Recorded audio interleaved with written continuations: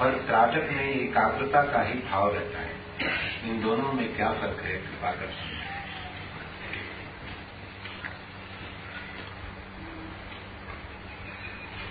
परंपरागत जो त्राटक है,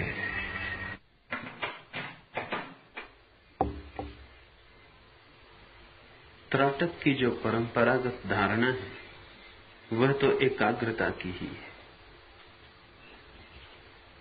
और एकाग्रता से शक्ति पैदा होती है, सिद्धियां अर्जित होती हैं।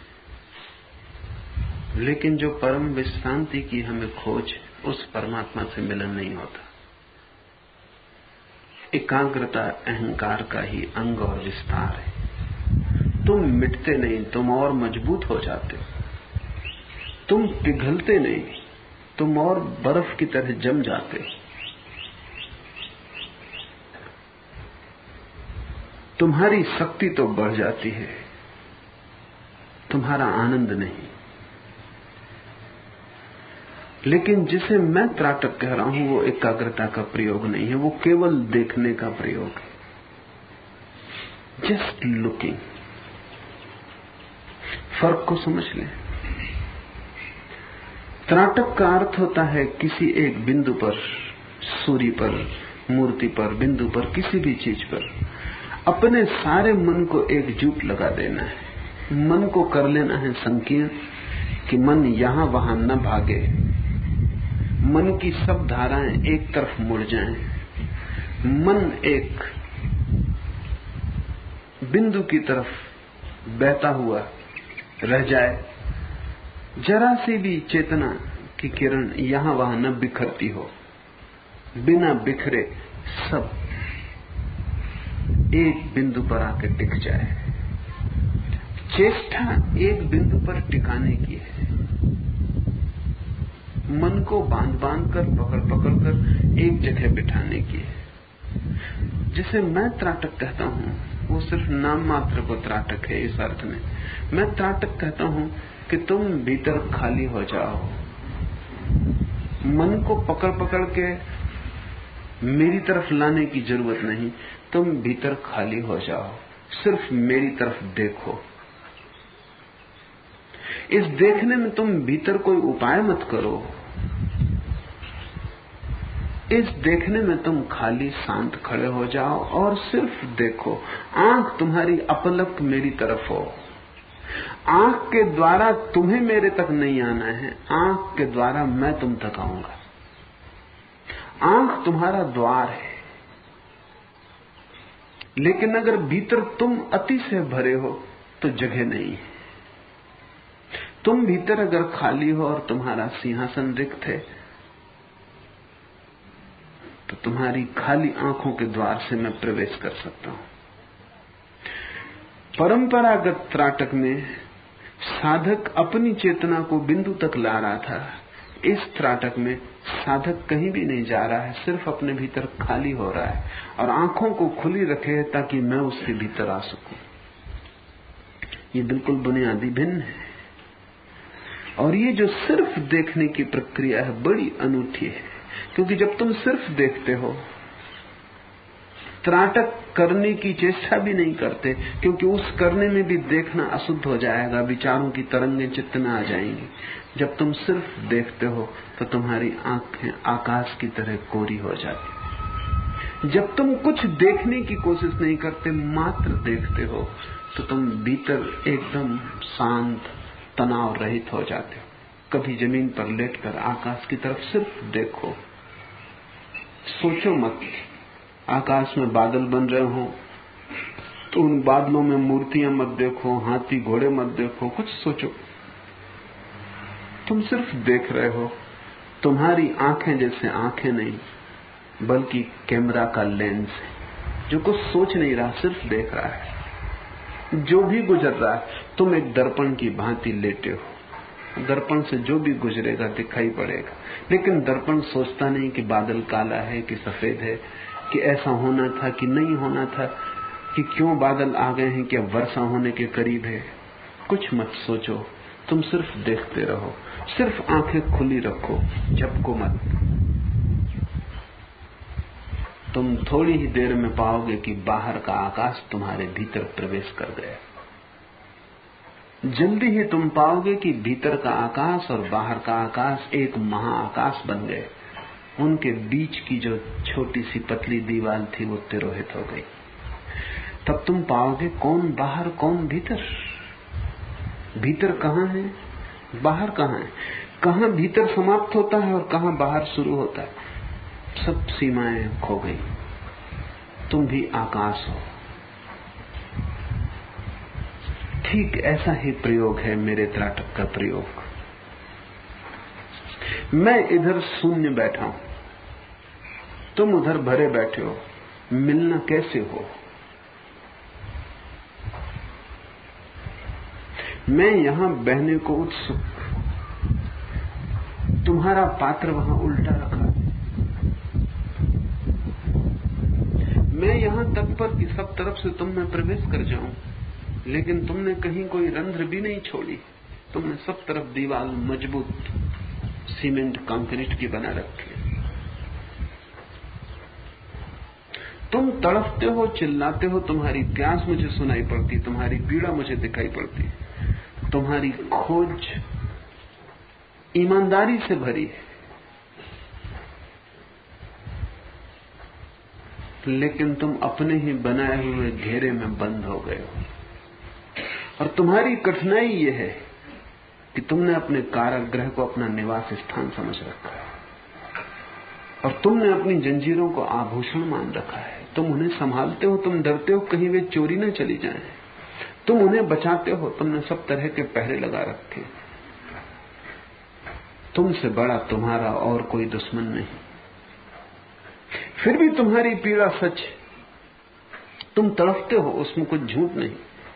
तुम बाहर निकलना चाहते हो, वो आयोजन, वो आकांक्षा भी है, लेकिन तुम्हें ये पता नहीं कि बाहर निकलने में तुम ही बाधा डालते हो। तुम उस आदमी की भांति हो जो दौड़ना चाहता हो लेकिन अपने पैरों में जंजीरें बांध रहा हो, और शायद सोचता हो कि जंजीरें बांधने से पैर मजबूत होंगे और मैं ठीक से दौड़ सकूंगा।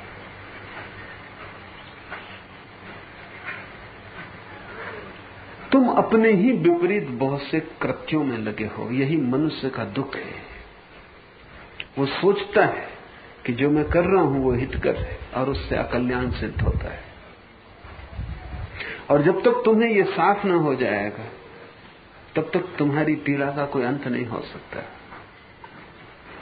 एक बात समझ लेनी बहुत गहरे में जरूरी है कि तुम्हारी पीड़ा के निर्माता तुम ही हो, कोई दूसरा नहीं। तुम ही हो जिम्मेवार, दायित्व तुम्हारा है। पीड़ा के बीज तुम बोते हो, लेकिन बीज बोते समय तुम सोचते हो तुम आनंद के बीज बो रहे हो, क्योंकि बीज में तो कुछ दिखाई नहीं पड़ता, ना पीड़ा और ना आनंद। बीज तो बंद। जब तुम बीज बोते हो तब तुम आनंद के सोच के बोते हो। वर्षों बाद जब फल आने शुरू होते हैं और दुख आता है तब तुम सोचते हो ये दुख किसने दिया। और बीज में और फलों के आने में इतना फासला है कि तुम भूल चुके होते हो कि बीज तुमने बोए थे। और फासला इतना ज्यादा है और बीज और फल इतने भिन्न हैं कि तुम याद भी कैसे रखो कि ये वही बीज हैं जो हमने बोए थे।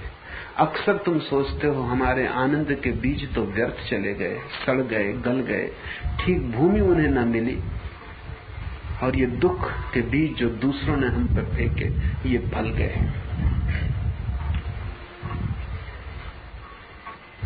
जान के हैरानी होगी तुम्हें कि अफ्रीका में अभी 100 वर्ष पहले तक ऐसे बहुत से कबीले थे जिनको ये ख्याल ही नहीं था कि बच्चे के जन्म का कोई भी संबंध संभोग से है। सिर्फ 100 वर्ष पहले तक। और उसका कारण था, और वैज्ञानिक कहते हैं कि वही धारणा सदियों पूर्व सारी दुनिया में थी, क्योंकि बच्चा तो 9 महीने बाद पैदा होगा। 9 महीने का फासला इतना बड़ा है।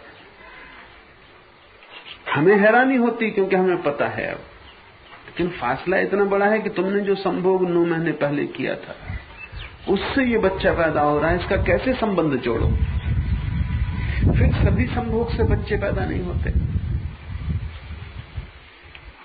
सैकड़ों संभोग से, एक आध संभोग से बच्चा पैदा हो, फिर वो 9 महीने बाद पैदा होता। तो अफ्रीका में ख्याल था कि ये बच्चे के पैदा होने का कारण कुछ और है। ईश्वर की कृपा, देवी देवताओं की पूजा, गंडे ताबीज, किसी साधु सन्यासी का आशीर्वाद, ऐसा कोई कारण जो प्रत्यक्ष दिखाई पड़े, लेकिन ये संभोग इसका कारण हो सकता है, ये ख्याल में नहीं था। ठीक वैसी ही दशा भीतर गहरे में पूरी मनुष्यता की है। तुम्हें ख्याल ही नहीं कि तुम्हारे दुख के बीच तुम ही बोते हो। 9 महीने से भी ज्यादा बड़ा फासला है, और बीज और भी सूक्ष्म है, संभोग से भी ज्यादा सूक्ष्म है। फिर फल कभी 9 साल बाद आते, कभी 90 साल बाद आते, क्योंकि ये दुख के सभी बीज मौसमी नहीं है। कुछ के तो जल्दी आ जाते, कुछ के वर्षों समय लेते, कुछ तो छोटे फूलों की तरह हैं जो मौसम में आते हैं और खो जाते हैं, और कुछ बड़े देवदार वृक्षों की भांति जो लंबे समय तक तुम्हारा पीछा करते हैं। फिर उस छोटे से सूक्ष्म बीज से इतना बड़ा वृक्ष आकाश को छूने वाला पैदा होगा, इसका ख्याल भी नहीं उठता। लेकिन तुम ही जिम्मेवार हो। तुम्हारी भूमि में कोई दूसरा बीज न तो फेंक रहा है, न फेंक सकता है। फेंकने का उपाय ही नहीं, क्योंकि तुम्हारी जो मनोभूमि है उसमें दूसरे का कोई प्रवेश ही नहीं। तुम ही वहां बोते हो, तुम ही पानी डालते हो, तुम ही संभालते हो, तुम ही फल आ जाते हैं तो फसल काटते हो, तुम ही हो वहां अकेले। इस बात की प्रतीति सघन हो जाए तो तुम में साधक का जन्म हुआ, और तब तुम ठीक ठीक आंखें पाओगे, और तब तुम वे बीज बोना बंद कर दोगे जो जहरीले हैं, और तब तुम घास पात को काटना शुरू कर दोगे।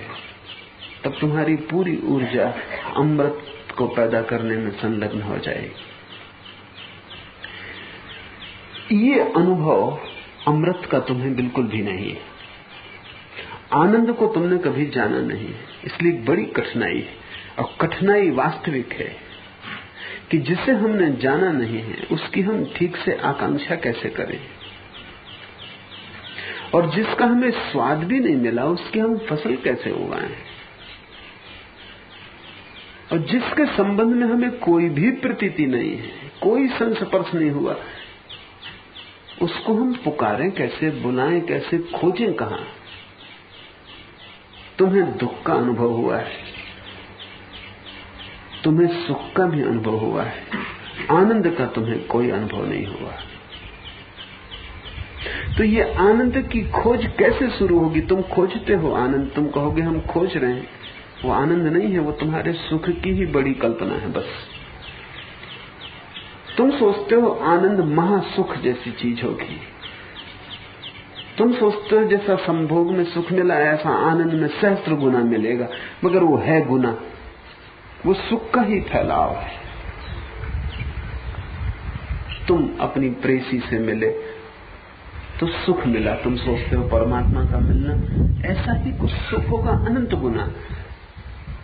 उसमें गुण का फर्क नहीं है, परिमाण का ही फर्क है। वो जो अंतर तुम्हें दिखाई पड़ता है क्वांटिटी का है, क्वालिटी का नहीं। तुम सोचते हो बहुत धन मिल जाता है, राज्य मिल जाता है, बड़ा साम्राज्य मिल जाता है, तो जो सुख मिलता है जब परमात्मा का राज्य मिलेगा तो इसी का अनंत अनंत गुना सुख होगा। लेकिन फर्क मात्रा का है, और मैं तुमसे कहता हूं फर्क मात्रा का बिल्कुल नहीं है।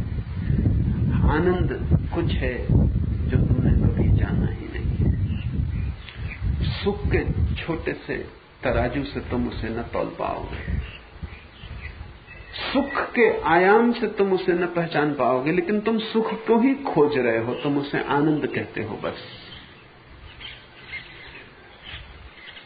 इसलिए मेरे त्राटक का प्रयोग है, त्राटक का प्रयोग सत्संग का गहरा प्रयोग है।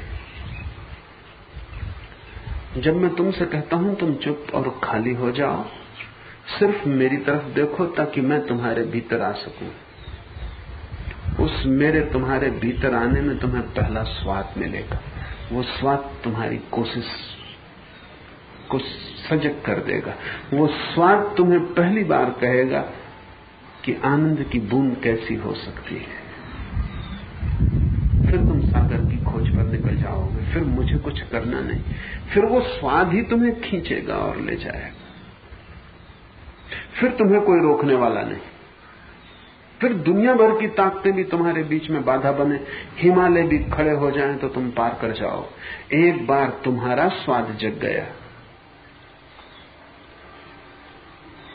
फिर सब बाधाएं छोटी। और जब तक तुम्हारा स्वाद नहीं जगा तब तक सागर हो सकता है तुम्हारे पीठ के पीछे ही लहरें ले रहा हो, लेकिन तुम लौट के भी न देखोगे, क्योंकि देखने का कोई प्रयोजन नहीं। तुम्हारी आंखें वहां लगी रहती हैं जहां तुम्हें सुख का स्वाद है। जो लोग सिंह या शेर को घर में पालते, उनका अनुभव है कि वो उसी दिन से खतरा शुरू होगा जिस दिन से उसे मांस का स्वाद मिल जाए। उसको साग सब्जी खिलाते रहो, रोटी खिलाते रहो, बचपन से ही उसे स्वाद ही न दिया हो मांस का, खून का, तो वो शाकाहारी रहेगा। एक शिकारी के संबंध में मैंने सुना, उसने एक सिंह के बच्चे को पाला, शुद्ध शाकाहारी। उसे एक बार भी मांस का कोई स्वाद न मिला। लेकिन एक दिन शिकारी अपने बगीचे में बैठा, उसके पैर में चोट लग गई, थोड़ा सी खून की बूंद झलक रही, और उसका सिंह उसके पास बैठा है। उस सिंह ने उसकी खून की बूंद को चाट लिया। बस उपद्रव शुरू हो गया। फिर अब इस सिंह को घर में रखना असंभव, इसे स्वाद लग गया। बस ऐसा ही स्वाद तुम्हें लगाने के लिए मेरा ताटक है। जरा सा तुम्हें स्वाद आ जाए, एक किरण उतर जाए, फिर तुम सूरज को पालोगे। एक बूंद पर तुम्हारी पकड़ आ जाए, फिर सागर ज्यादा दूर नहीं। सत्संग का यही अर्थ है कि ऐसे किसी व्यक्ति के साथ जिसने जाना हो, तुम्हें भी जानने की दौड़ लग जाए। ऐसे किसी व्यक्ति के पास जिसने जिया हो, तुम्हारा दिया भी भभक उठे और लपट पकड़ ले। इसलिए संत निरंतर कहते रहे, बिना गुरु के ये न होगा। इसका कारण ये नहीं कि गुरु कुछ सिखाएगा तब होगा, इसका कारण ये कि स्वाद ही बिना गुरु के नहीं होगा। ये कोई शिक्षण की बात नहीं कि गुरु तुम्हें सिखाएगा, विधि देगा, गणित देगा, नक्शा देगा, किताब देगा और कहेगा ये गाइड बुक है, इससे तुम चले जाओ। ना, ये मतलब नहीं है। इसके बिना जा सकते हो, क्योंकि उस अनंत के लिए अनंत रास्ते हैं, सभी तरफ से रास्ते हैं। गाइड बुक की कोई जरूरत नहीं, कहीं से भी तुम वहां पहुंच सकते हो। नक्शों का कोई सवाल नहीं, नक्शा नाहक बोझ हो जाएगा। अनेक पर हो गया, कोई वेद को सिर पर रखे, कोई बाइबल पर, कोई गीता को रखे, वो उसकी वजह से नहीं चल पाता, क्योंकि नक्शा काफी बड़ा है। उसको ढोके और बिना उसके लिए कहां जाए। न बिना नक्शे के भी तुम पहुंच जाओगे, क्योंकि उसका कोई नक्शा नहीं है, वो सब जगह है। असली सवाल स्वाद है। जो तुम्हें स्वाद लगा दे वही शास्त्र, जो तुम्हें स्वाद दे दे वही सद्गुरु, जहां तुम्हें स्वाद आ जाए वही तीर्थ। एक बार एक बूंद भी तुमने चख ली, अचानक तुम पाओगे ये जगत व्यर्थ हो गया। कोई और सार्थकता का आयाम खुला, एक नई यात्रा शुरू हुई, पुराना सपना टूट गया, एक नए जागरण का प्रारंभ हुआ। प्रातः का अर्थ है मैं तुम्हारा स्वाद बन जाऊं। जरा देर को तुम जगह दे दो, जरा सी रंध्र, तुम्हारे अंधेरे में थोड़ा सा प्रकाश, बस उतना काफी। त्राटक की जो परंपरागत धारणा है वो मेरी धारणा नहीं। त्राटक मेरे लिए एकाग्रता का नहीं, ध्यान का ही प्रयोग है। आज इतना है।